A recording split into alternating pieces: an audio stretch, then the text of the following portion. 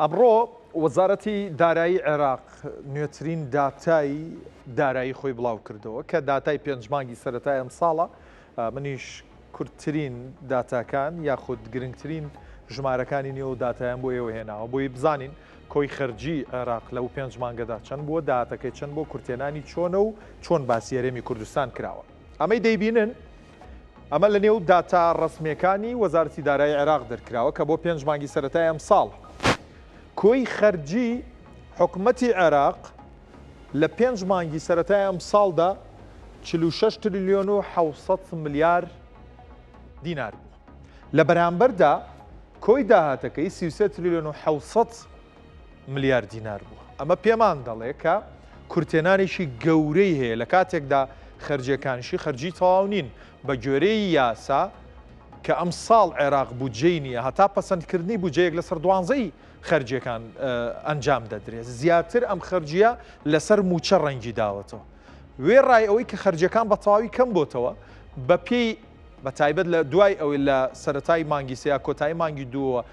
ناوچەکە دووچاری جەنگی ئەمریکا ئێران بووەوە و نەوتی هەناردە نەکردووە، داهاتەکەی بە جۆرێکەکە دواتری ژووردەکاری داهاتەکەتان پێ دەڵێن بە جۆرێکەکە تەنها 33 تریلیۆن و 700 ملیار داهاتیە بۆ لە بەرامبەردا 46 تریلیۆن و 700 ملیار دینار خەرجی هەبووە. 13 تریلیۆن کورتێنانی هەیە لە بەرامبەر ئەو خەرجیە زۆرەی کە حکوومەتی بووە. ئەمەیەکە ئەڵین بارگرانی لەسەر حکوومەتی عێراق هەیە و کورتێنانی سیولە و کاشی هەیە، پارەی بەردەستی نیە ئەمەوە کارەکەیەتی. ئەمە ئەوشتان بیر بێنمەوە کە موچەی مانگی 6 لە عێراقیش دواکەوتنی گەورەی تۆمار کرد لەبەرەوەی بەخۆیەوە بینی لەبەرەوەی کورتێنانی سیولە هەبوو. هەر کورتێنانی سیولە وای کرد درەنگ پارەی موچەی هەرێمی کوردستانیش بنێردرێ. ئێستا بە جۆرێک دابشکردنی موچەی مانگی 6 هەرێمی کوردستانەیە، چەند ڕۆژێکی تر دابشکردنی موچەی مانگی حوتی موچەخۆرانی عێراق دەست پێ دەکات. لە نێو خەرجیەکانیدا کە باسی کردووە حکوومەتی عێراق یاخود وەزارەتی دارایی باسی لەوە کردووە کە خەرجیەکانی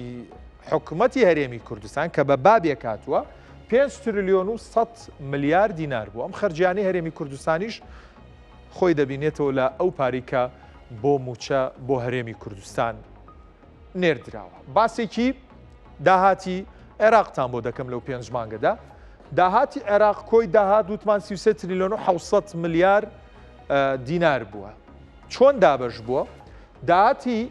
نەوتی ئەوەی کە لە نەوتەوە دەستی کەوتووە 27 تریلیۆن و 200 ملیار دینار بووە. لە بەرامبەردا داهاتی نانەوتی 6 تریلیۆن و 400 ملیار دینار بووە. ئەگەر بە ڕێژە سەیریکەن لەم پای چارتەیە تەماشایکەن 16% لەم پێنجمانگی سەرەتای ئەم ساڵ 16% داهاتی عێراق داهاتی نانەوتی بووە. بەڵام ئەمە پێمان ناڵێت کە داهاتی نانەوتی عێراق پێشتر کە 8% بووە لە باشترین حاڵەتە نزیک بۆتەوە لە 10% لە کۆی داهاتەکەی. ئێستا داهاتی نانەوتی عێراق چاکسازی تیاکراوە بەرز بۆتەوە. نەخێر گرفتەکە بۆ عێراق لەم پێنج مانگەدا ئەوەیە کە مانگی سێ، مانگی چوار، مانگی پێنج فرۆشی نەوتی عێراق زۆر دابەزیوە. واتە داهاتی نەوتی عێراق زۆر کەمی کردو بۆی ڕێژەکە بووە بە 84% بە 16% بۆ داهاتی نەوتی و داهاتی نانەوتی عێراق. ئەمە داتاکانی عێراقن سەبارەت بە خەرجی و داهاتەکانی. لێرەوە پێم خۆشە بچمە نێو بابەتێکی دیکەوە. بابەتی ئەوەی کە پێم وتن عێراق لە ساڵی 2026 تا ئێستا دەنگی نییە کە بودجەی نەبووە و با بڵێن بەبێ بودجە خەرجی و داهاتەکەی تێپەڕاندووە. ئەمەش دوای چی؟ دوای بودجەیەکی سێ ساڵی کە هەیە بوو ساڵی 2023 و 2024 و 2025. ئێستا ئەمەوێ باسێکی بودجەتان بۆ بکەم، باسێکی دۆخی دارایی هەرێمی کوردستانیشتان بۆ بکەم. بۆچی ئەمەتان بۆ باز دەکەم؟ چونکە مانگی حەوت هەرچەند دواتر کەسێکی شارەزا و پسپۆرم لەگەڵدا دەبێت لەبارەی بودجەوە قسەم بۆ دەکا.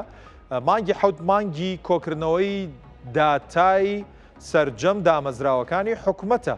بۆ ئامادەکاری بۆ بودجە.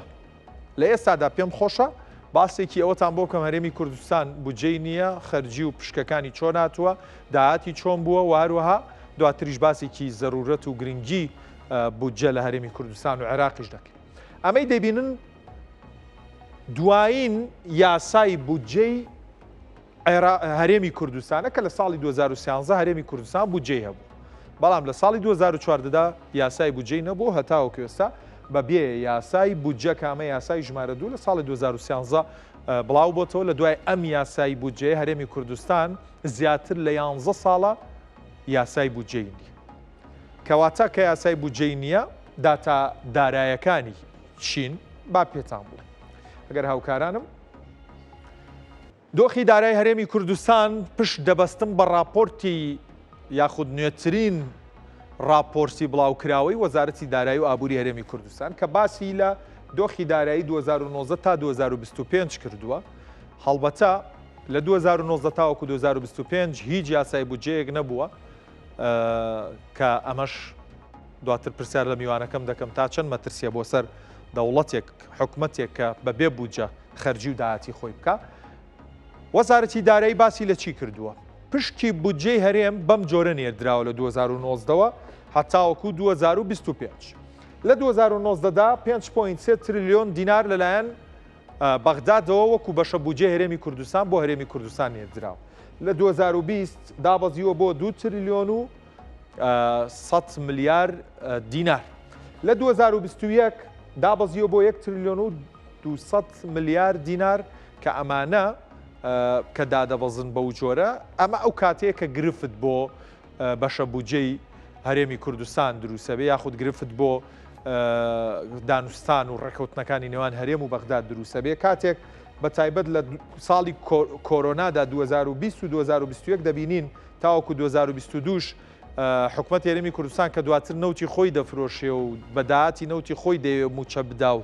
لەگەڵ عێراقدا ناگەن بەڕێکەوتن گرفتی گەورە دێتە پێش بۆیە لە ساڵی 2021 تریلیۆنێک و 200 ملیار دیناری بۆ پشکی بودجە بۆ هاتووە لە ساڵی 2022 تەنها 0.4 واتە 400 ملیار دیناری وەکو پشکی بودجە بۆ هاتووە بۆ هەرێمی کوردستان لە ساڵی 2023 بەرزە بێتەوە بۆ 4 تریلیۆن و 600 ملیار دلار بۆچی لە ساڵی 2023 بەرز بۆتەوە دوای ئەوەیە کە هەرێمی کوردستان هەناردەی نەوتی ڕادەگیرێ بەهۆی سکاڵاکەی حکومەتی عێراقەوە بۆیە حکومەتی عێراق تا ڕادەیەک دەستی کرد بە ناردنی پارەی موچە و ئەم پارەی موچەیەش بە جۆرێک بووە کە وەکو پشکی بودجە مامەڵی لەگەڵدا کراوە هەرچەندە لەگەڵ بڵاوکردنەوەی ئەم داتایە حکومەت وەزارەتی دارایی و ئابووری هەرێمی کوردستان دەڵێت ئەم پشکەی کە بەغدا ناردوێتی لە 2019 و تاوەکو 2025 هەمووی بە قەرزە سەر هەرێمی کوردستان تۆمار کردووە هاوکارانم دیارە پەلەیان بوو ئەو دوو ساڵە کە نزیکی 10 تریلیۆن لە ساڵی 2024 و 2025 وەکو پشکی بودجێ هەرێمی کوردستان نێردراوە بۆ هەرێمی کوردستان لەلایەن بەغدادەوە سەبارەت بە موچەی خەرج کرا و لە ساڵی 2019 و پارەی بۆ موچە خەرج کراوە لەلایەن وەزارەتی دارایی و ئابووری هەرێمی کوردستانەوە 10.6 تریلیۆن دینار بووە لە ساڵی 2020 کە ساڵی کۆرۆنا بوو 6.2 تریلیۆن دینار خەرج کراوە بۆ موچە کە دابشکردنی موچە لێرەدا گرفتیە چەند مانگێک موچە خەرج نەکراوە لە ساڵی 2021 9.4 تریلیۆن دینار خەرج کراوە بۆ موچە لە ساڵی 2022 9.8 تریلیۆن دینار خەرج کراوە بۆ موچە لە ساڵی 2023 کە ڕاگررتنی نەوتی هەرێمی کوردستانە بۆ پارەی کە بەغا ناردوێتی و هەندێک لە داهاتی بڵێن ناوخۆی هەرێمی کوردستان 8.2 تریلیۆن دینار بۆ دابشکردنی موچە خەرج کراوە لەلایەن حکومەتی هەرێمی کوردستانەوە بەڵام ئەومان بیر نەچێت لەم مانگانەدا بە تایبەت کە تەواوی خەرجکردنی موچەکەم بۆتەوە چەند مانگێک موچە دابش نەکراوە لە ساڵی 2024 10.7 تریلیۆن دینار تەرخان کرا بۆ دابشکردنی موچە و خەرج کراوە بۆ موچە دوو موچە یەک موچە لە ساڵی 2024 دابش نەکراوە لە ساڵی 2025 دوو موچە دابش نەکراوە 10 تریلیۆن دینار بۆ موچەی موچە خۆرانی هەرێمی کوردستان خەرج کرا یەک شتان با پێ بڵێم بە خێرایی خەرجی ڕاستەقینەی حکومەتی هەرێمی کوردستان بە گوێرەی داتاکانی وەزارەتی دارایی و ئابووری هەرێمی کوردستان 2019 13.7 تریلیۆن دینار بووە کە زیاد لە 10 تریلیۆنی ئەو پارە بووە کە لەلایەن حکومەتی عێراق و نێردراوە لە 2022 8.6 تریلیۆن دینار خەرجی فعلیە بۆ خەرجی فعلی ئەو خەرجیانە شەگرێتەوە کە بۆ موچە بووە لە ناویدا لە 2021 12.3 تریلیۆن دینار خەرج کراوە لە 2022 12.7 تریلیۆن دینار خەرج کراوە لە 2023 11.3 تریلیۆن دینار وەکو خەرجی فعلی خەرجی ڕاستەقینەی حکومەتی هەرێمی کوردستان بووە لە 2024 و 2025 14.2 تریلیۆن دینار وەکو خەرجی ڕاستەقینە حکومەتی هەرێمی کوردستان خەرجی کردووە کە موچە لە نێویدایە ئەمەی کە ئەم داتایانەی کە من بۆ ئێوە دەخەمە ڕوو لە نێو تەواوی ئەو راپۆرتەیە کە وەزارەتی دارایی و ئابووری هەرێمی کوردستان بڵاوی کردوێتەوە.